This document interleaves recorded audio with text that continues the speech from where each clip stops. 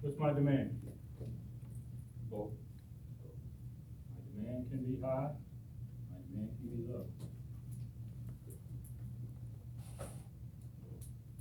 Up. When the demand is high, supply is probably low or decreasing when the demand is high, because you have more people buying.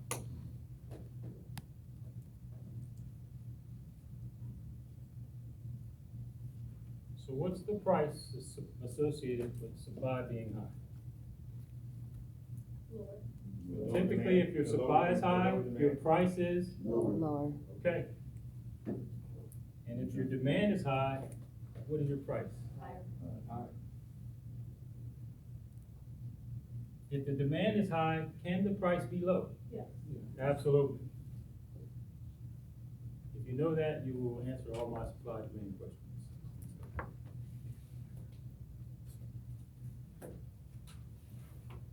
Don't overthink this. That's economics 101. Economy and economics, they'll talk about the margin relative to price and all of that, and not gonna do that in this class. Basic business.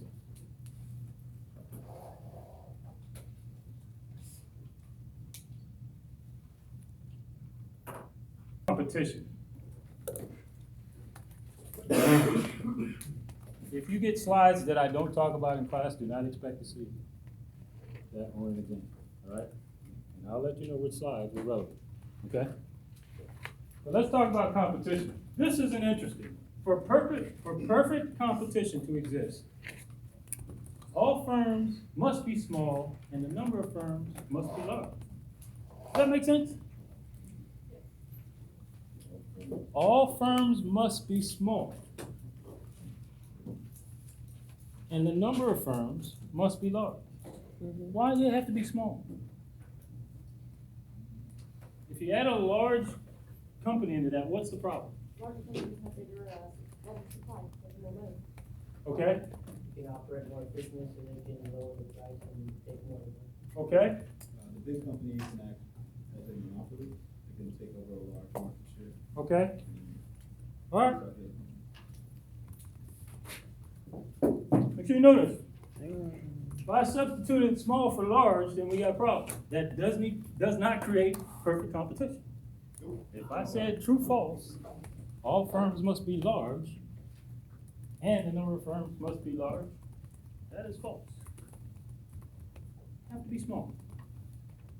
Now, for you contracting wizards, and when the government awards contracts to large companies, they must have, in some cases, a small business set aside, meaning they subcontract to a small company for that large contract that they're operating.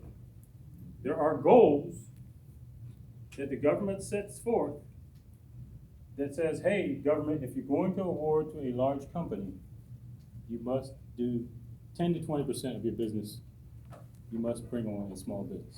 That's how we keep small businesses in the fold with these government contracts you're gonna be dealing with. So we'll talk about that when I bring in my contracting stuff. So even if industry awards to large companies, a percentage of that contract goes to a small company. That's how we keep small businesses going from a government's perspective. So the competition is amongst the smalls to work with the large companies. That's how that works. Because small businesses can't do everything. They don't typically, they may not have the resources. It might be 2 or 3 people, and it's the work of 50-something people.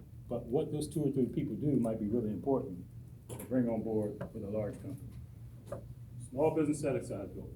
Now, the other part of that from a contracting perspective, for the